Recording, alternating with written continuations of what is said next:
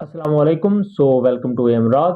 दोस्तों, दो अहम चीजों पर बात करने जा रहे हैं। पहला बात करेंगे कि वादिया तीरा में होने वाले पाकिस्तान मिलिट्री के ऑपरेशन के हवाले से एक नया ट्विस्ट सामने आया है। इसके बारे में इससे पहले जो इनिशियल रिपोर्ट्स थी उनके बाद अब कुछ मजीद रिपोर्ट्स भी मंजर-ए-आम पर आ रही हैं। दूसरा हम बात करेंगे इंडियन एयरफोर्स के अपाचे अटैक हेलीकॉप्टर के साथ एक हादसा पेश आया LAC के नजदीक लद्दाख में, जहां चाइना का बॉर्डर है, और इसके बारे में एक नया पेंडोरा बॉक्स भी खुला है। सबसे पहले हम अपने पहले टॉपिक की तरफ आए तो 2 अप्रैल को पाकिस्तान एयरफोर्स ने एक कार्रवाई कंडक्ट की वादी तीरा में।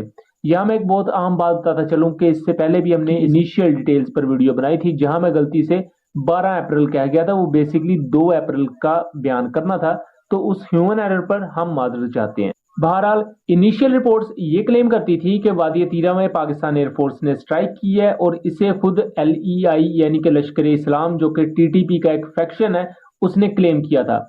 उसकी मैं आपको ये एक बयानिया भी सुनवा देता हूं, जिसमें वो क्लेम करते हैं कि तहरीक लश्कर इस्लाम पाकिस्तान के मराकज पर पाक फ़िज़ाइया का जेट तैयारों से बमबारी, और यहाँ एजेंसी तीरा की बात की गई है। और उसके अलावा TTP से रिलेटेड भी मुख्तलिफ जो सोशल मीडिया हैंडल्स हैं वो भी ये क्लेम कर रहे हैं कि पाकिस्तान एयरफोर्स ने यहाँ कार्रवाई की है।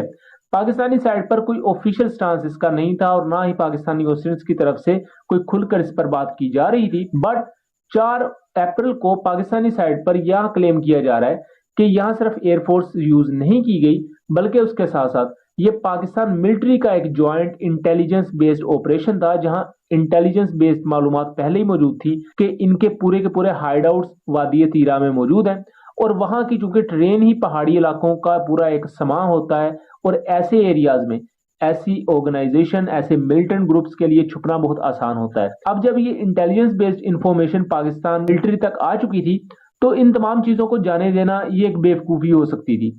इसलिए इन हाई वैल्यू टारगेट्स को स्ट्राइक करने के लिए एयर एसेट्स को यूज किया गया, और कहा जा रहा है कि वादिया तीरा में 5 लश्कर इस्लामी के जो टारगेट्स थे उनको डिस्ट्रॉय किया गया है, जिनमें मल्टीपल टेररिस्ट मारे गए हैं। इससे पहले इनिशियल इंफॉर्मेशन में ये क्लियर नहीं था कि आइदर एयरफोर्स के अलावा जो दूसरे मिलिट्री से रिलेटेड कंपोनेंट्स हैं उन्होंने इस पूरे ऑपरेशन में हिस्सा लिया है या नहीं। एक तो वो चीज हमारे सामने आती है, दूसरा हमें ये नहीं पता चल रहा था कि कितने टारगेट्स को और किस किस्म के टारगेट्स को डिस्ट्रॉय किया है। बट एटलीस्ट अभी तक की जो इन्फॉर्मेशन है कि 5 के करीब इनके हाइड आउट से बाकायदा जो इन्होंने अपने छुपने के लिए जगह बनाई थी, जहां ये अपना वेपन स्टोर करते थे और उस वेपन को वक्त आने पर ये इस्तेमाल करते थे, तो उनको कामयाबी के साथ एक एयर स्ट्राइक में डिस्ट्रॉय किया गया है। यहाँ कुछ अनकंफर्म्ड सोर्सेज ये भी क्लेम करते हैं कि फाइटर एयरक्राफ्ट ने यहाँ लेजर गाइडेड बॉम्ब्स को यूज किया, जिन्हें गाइडेंस ग्राउंड ट्रूप्स प्रोवाइड कर रही थी लेजर डेजिग्नेटर की मदद से।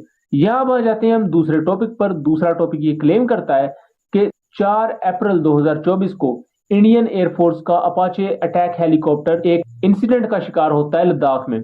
लद्दाख LAC के बहुत ही ज्यादा नजदीक एरिया है, और ये बुनियादी तौर पर एक डिस्प्यूटेड एरिया है। दोस्तों, लद्दाख के बारे में चीन ये क्लेम करता है कि ये एरिया हमारा है, हमारे मुल्क से बिलोंग करता है, जबकि हिंदुस्तान इसे अपने मुल्क का पार्ट बताता है। यहाँ जो एक बॉर्डर लगता है उसे LAC यानी कि लाइन ऑफ एक्चुअल कंट्रोल कहा जाता है, जबकि जो पाकिस्तान के साथ मुतनाज़ा बॉर्डर लगता है उसे LOC यानी कि लाइन ऑफ कंट्रोल कहा जाता है। यहाँ जो अटैक हेलीकॉप्टर के साथ वाकया पेश आया, ये कोई पहला वाकया नहीं है। 2019 के मिड में ये अपाचे हेलीकॉप्टर्स इंडिया ने अमेरिका से खरीदे थे, और 2019 से लेकर 20 तक इनको ऑपरेशनलाइज किया जाता रहा। 2020 में आप कह सकते हैं कि प्रॉपर तरीके से ये इंडियन एयरफोर्स में ऑपरेशनलाइज हो चुके थे, और तब से लेकर अब तक 4 से ज्यादा दफा इसके मुख्तलिफ इंसिडेंट्स हो चुके हैं। जबकि हमें बताता चलूं कि अपाचे हेलीकॉप्टर्स अपनी रेपुटेशन के हवाले से दुनिया के one of the most efficient attack helicopters में से समझे जाते हैं, लेकिन जब से वो इंडियन एयरफोर्स के हाथ लगे हैं, इनके साथ मुख्तलिफ टेक्निकल ग्लिचेस के मामला हो रहे हैं। उसके अलावा इन्हें इमरजेंसी लैंडिंग करनी पड़ती है। रिसेंट अगर वाकये की बात करें तो मई 2023 में इसे इंडियन पंजाब के एक एरिया में इमरजेंसी लैंडिंग करनी पड़ी थी। इसी तरह 4 से ज्यादा इसके वाकयात हो चुके हैं।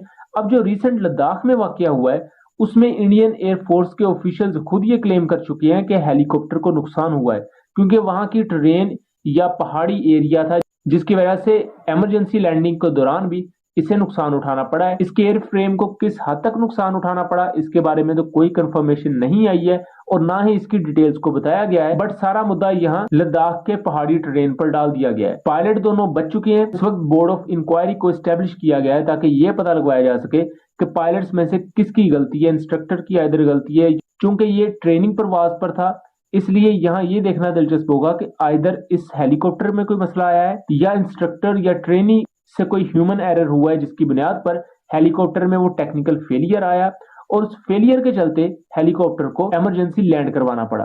अपाचे हेलीकॉप्टर के बारे में बताता चलूं तो ये हेलफायर मिसाइल्स के साथ लेस होते हैं और दुश्मन के टैंक्स के लिए बहुत ही ज्यादा एक ग्रेव खतरा समझे जाते हैं। अपाचे हेलीकॉप्टर एक बहुत ही ज्यादा एफिशिएंट रोटर बेस्ड रेडार के साथ आते हैं और यही चीज इसके ये जो बेसिक कंपोनेंट्स हैं और इसमें मौजूद नई और एफिशिएंट टेक्नोलॉजी इसे दुनिया के बेहतरीन हेलीकॉप्टर्स में से एक बनाती है। ये अपनी कैपेबिलिटीज के हिसाब से रशियन एलिगेटर हेलीकॉप्टर से भी बेहतर समझा जाता है कुछ मामलात में। लेकिन इंडियन एयरफोर्स में इसे सर्विस में आए हुए 3-4 साल हुए हैं। तो इंडियन एयरफोर्स में आने के बाद इनके 4 से ज्यादा इस तरह के इंसिडेंट्स होना जहां इनमें टेक्निकल फेलियर आया हो, और ये वो इंसिडेंट्स हैं जो कि मीडिया तक आए। अगर इसके अलावा भी कोई इंसिडेंट्स हैं जिन्हें मीडिया से छुपा लिया गया तो उनके बारे में हम कुछ नहीं कह सकते। बहरहाल ये वो तमाम चीजें हैं जो इंडिकेट करती हैं कि ये वेपन सिस्टम अच्छा है अपने आप में, बट जब से ये इंडियन एयरफोर्स के हाथ लगा है इसमें कोई ना कोई मसला आ रहा है। अब या तो ये मेंटेनेंस की गलती है या ये इंडियन एयरफोर्स के जो पायलट्स हैं उनसे कोई इसमें टेक्निकल मसले आ रहे हैं या वो इसे सही तरीके से हैंडल नहीं कर पा रहे।